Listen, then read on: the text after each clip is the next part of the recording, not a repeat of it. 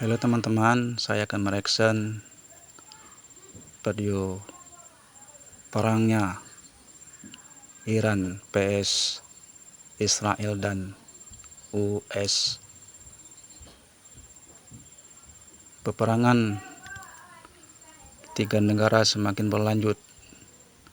Mari kita saksikan biar nggak gagal paham.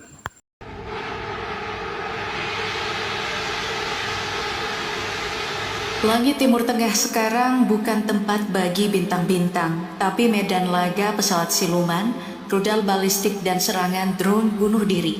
Israel muncul dengan operasi Rising Lion menghantam tempat-tempat strategis di Iran. Lalu, Iran membalas dengan sandi Operation True Promise 3 meluncurkan rudal-rudalnya. Dan untuk pertama kalinya, kita melihat sistem pertahanan Israel tidak bisa banyak bicara. Iran berduka, Israel berduka. Kita sedang menyaksikan kehancuran yang direncanakan. Tapi, ini belum selesai. Minggu dini hari tanggal 22 Juni, Amerika Serikat resmi turun tangan bukan lagi untuk dukungan logistik, tapi aksi militer langsung yang diberi nama Operasi Midnight Hammer. Serangan udara jarak jauh yang menyasar 3 situs nuklir utama, Fordow, Natanz, dan Isfahan. Trump menyebutnya keberhasilan militer spektakuler. Tujuannya melumpuhkan kemampuan nuklir Iran secara total. Dan untuk pertama kalinya, Amerika tak lagi bersembunyi di balik Israel. Citra satelit membenarkan klaim kerusakan, 6 titik tumbukan di Fordow, 1 lubang besar di Natanz. Bangunan-bangunan di Isfahan hancur sebagian. Iran menyebutnya agresi terbuka. Tapi bagi Washington ini adalah pencegahan strategis. Sebuah sinyal bahwa Amerika siap bertarung langsung tanpa proksi dan tanpa basa-basi. Dan di saat itulah, perang regional resmi berubah jadi konflik global terbuka. Karena serangan ini bukan akhir, melainkan awal dari respon yang mengguncang dunia. Tak butuh waktu lama, beberapa jam setelah operasi Midnight Hammer, Iran membalas bukan dengan amarah emosional, tapi kalkulasi militer yang presisi dan terencana. Gelombang ke-20 diluncurkan saat matahari belum terbit, dan untuk pertama kalinya Iran mengakui rudal balistik Kebar Shekan digunakan dalam perang. Rudal ini bukan sembarang senjata. Ia membawa hulu ledak ganda, mampu bermanuver di fase terminal, dan dirancang untuk menembus sistem pertahanan seperti Iron Dome. Targetnya sangat terukur dan sangat simbolis jelas menurut juru bicara operasi True Promise 3. Bandara Ben Gurion, nadi utama keluar masuk Israel, pusat penelitian biologi Israel, yang disebut-sebut tempat pengembangan senjata non-konvensional, pangkalan militer dan pusat kendali di Tel Aviv dan Haifa. Dan untuk kesekian kalinya Haifa terbakar, lalu hening, diikuti reruntuhan bangunan, asap dan kepanikan. Tapi Iran belum selesai. Beberapa jam kemudian, gelombang ke-21 menghantam wilayah utara, tengah dan selatan Israel. Kali ini, drone kamikaze dan rudal balistik ikut diluncurkan serentak. Salah satu serangan menghantam pembangkit listrik di Ashkelon, menyebabkan gangguan listrik besar-besaran di sepanjang pesisir barat. Bagi Iran, ini bukan sekadar pembalasan, ini adalah deklarasi. Kami tahu di mana kamu tinggal, dan kami bisa membuat gelap, lumpuh, dan panik kapan saja kami mau. Perang pun berubah wajah. Perang tak lagi soal siapa punya senjata lebih canggih, tapi siapa yang bisa menghancurkan keseharian. Air listrik, bandara, bahkan rasa aman. Israel mulai merasakan ini bukan sekadar perang rudal, ini perang eksistensi. Tapi Iran belum sempat merayakan keberhasilan serangannya. Israel langsung membalas dari jarak 2000 km. Targetnya kompleks produksi mesin rudal IRGC di Shahrot. Fasilitas ini bukan target biasa. Disinilah Iran merancang produksi ribuan rudal permukaan ke permukaan untuk tahun-tahun ke depan. Dengan satu serangan presisi, Israel mencoba menggagalkan ambisi jangka panjang Iran dalam memperluas kekuatan rudalnya. Tapi itu baru permulaan. Israel melanjutkan dengan serangan ke 6 bandara militer di Iran mulai dari barat, tengah, hingga timur. Landasan pacu pun dihancurkan. Hangar bawah tanah dibom. Pesawat F-14, F-5, AH-1, dan tanker bahan bakar dihancurkan sebelum sempat mengudara. Ini bukan hanya soal menghancurkan jet.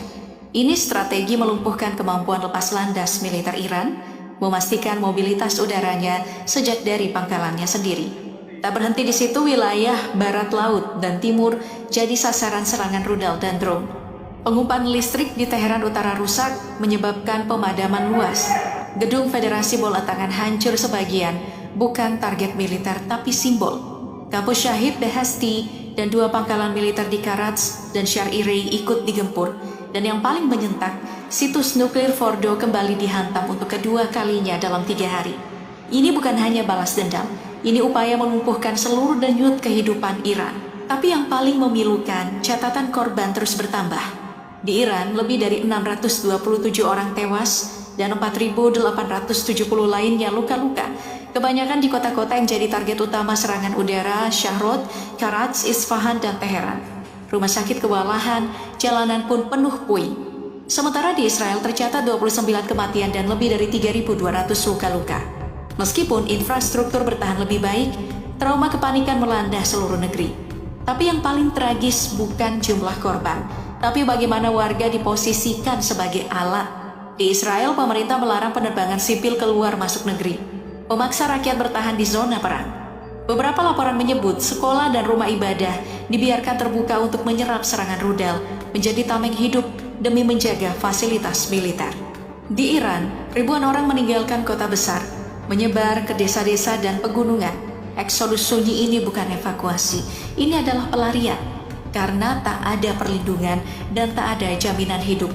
Di balik semua itu, pertanyaan makin nyaring. Berapa banyak nyawa yang harus dikorbankan demi ego negara? Serangan langsung Amerika ke 3 situs nuklir Iran mengguncang bukan hanya Teheran, tapi juga Moskow, Beijing, dan Pyongyang.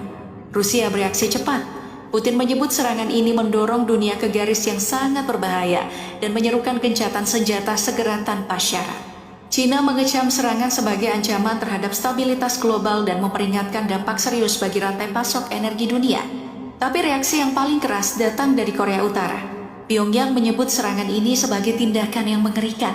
Bahkan, Korea Utara mengawasi dengan ketat eskalasi yang terjadi di kawasan Timur Tengah. Ketiganya kini secara terbuka menyatakan bahwa Amerika telah melangkah terlalu jauh mengubah konflik regional menjadi medan gesekan antar blok global.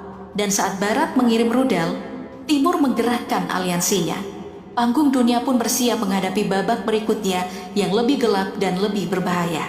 Ancaman pun silih berganti, tapi di tengah intensitas yang terus memuncak, muncul kejutan setelah Iran meluncurkan rudal ke pangkalan militer Amerika Serikat di Qatar. Donald Trump tiba-tiba menyerukan perdamaian. Ia mengklaim bahwa gencatan senjata telah disepakati antara Iran dan Israel. Namun, kenyataan di lapangan berkata lain. Serangan masih terjadi. Rudal masih diluncurkan. Kota-kota masih bergetar. Di balik layar, Iran mengubah taktik. Bukan lagi penyitaan kapal tanker seperti dulu, tapi kini gangguan GPS massal. Lebih dari 1.000 kapal per hari mengalami distorsi koordinat di sekitar Selat Hormuz, jalur utama ekspor minyak dunia. Skenario ini mirip dengan taktik Houthi di Laut Merah. Taktik yang selama 1,5 tahun membuat repot Amerika dan sekutunya, dan kini akan ditiru penuh oleh Iran. Selat Hormuz mengangkut 20% dari total perdagangan minyak global.